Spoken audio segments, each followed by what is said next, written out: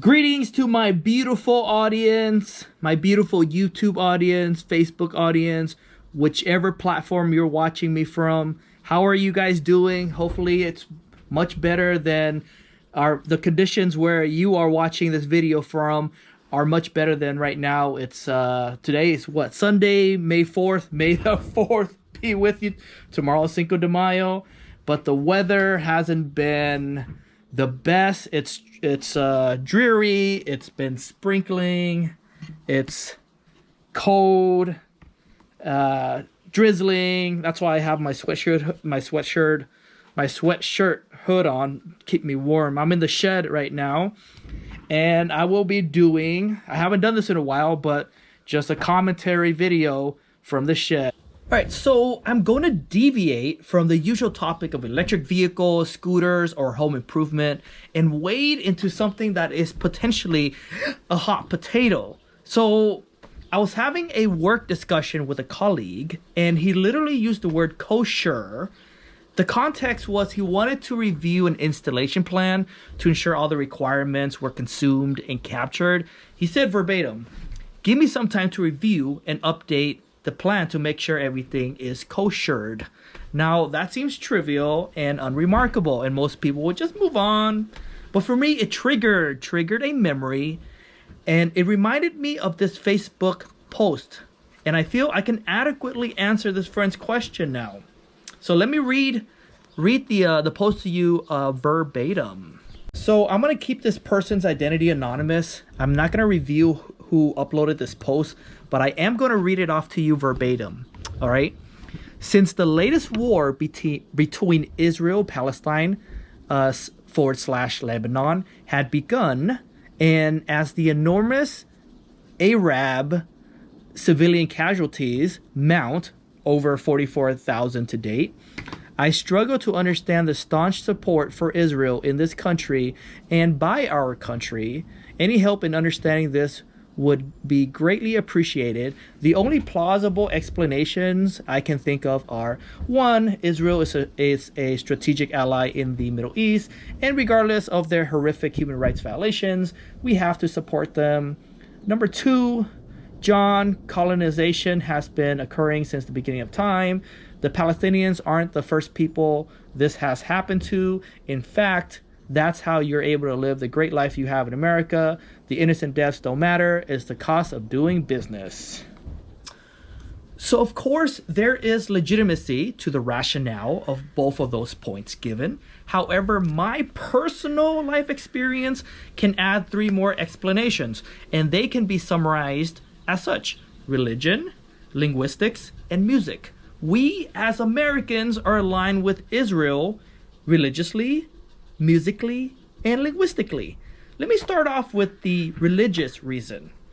Okay, let me use my phone and I'll prompt, "Hey Google, what religion is America?" Let's see. The United States does not have an official religion. The First Amendment of the U.S. Constitution guarantees religious freedom. Oh, okay. Stating that Congress shall make no law respecting an establishment of religion or prohibiting the free exercise thereof.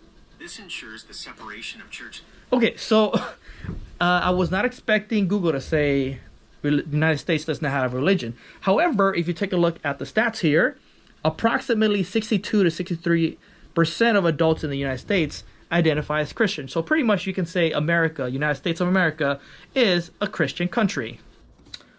Something most people don't know about me is I used to attend a Presbyterian church up in Los Angeles from the 4th grade all the way up into college. And one of the most prominent Bible lessons that I learned was the Jews are God's chosen people. We side with the Jews no matter what. We support them, we root for them, etc. The Sunday school teacher would beat it into us, such as they would teach us the story of Moses, and one of the most well-known verse is Deuteronomy 7:6, which states, here I have it up here: "For you are a holy people to the Lord your God. The Lord your God has chosen you to be a people for himself, a special treasure above all other people on the face of this earth." Okay, that's a big deal.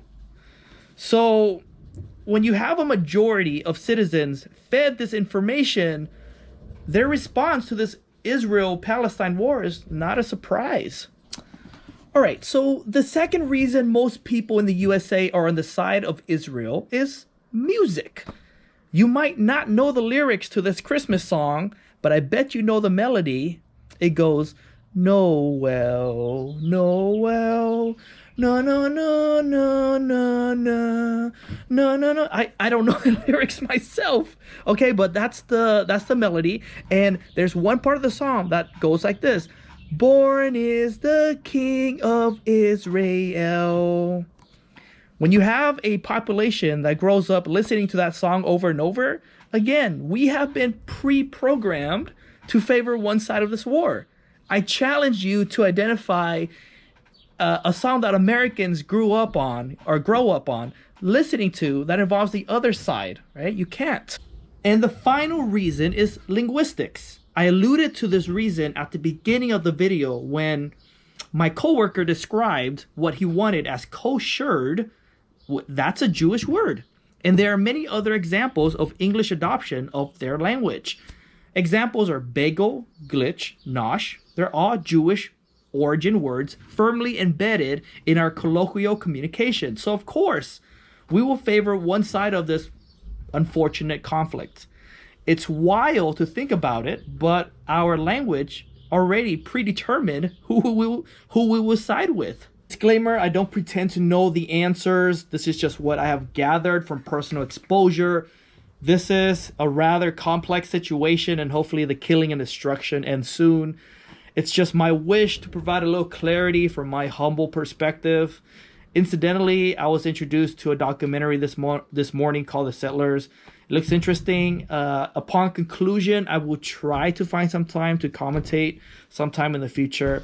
Until then, catch you on the next episode of Commentary from the Shed.